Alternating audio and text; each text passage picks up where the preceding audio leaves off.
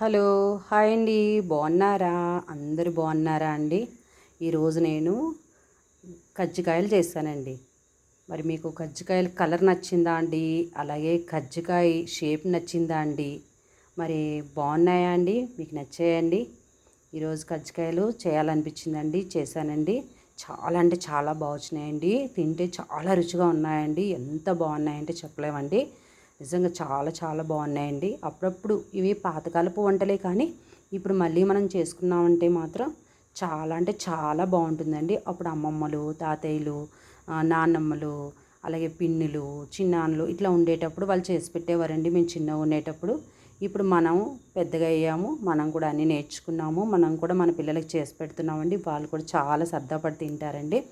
ఇంకా చాలా అంటే చాలా బాగా తింటారండి. అందరికి ఇష్టం అండి. మా ఇంట్లో నాకైతే చాలా అంటే చాలా ఇష్టం అండి. అందుకనే ఓపికతో శ్రద్ధతో చాలా జాగ్రత్తగా చేశానండి.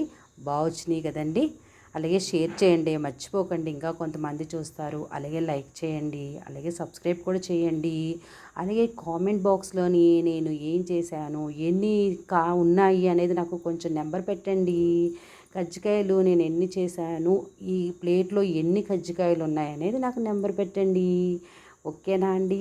బాయ్ అండి. థ్యాంక్ యూ అండి.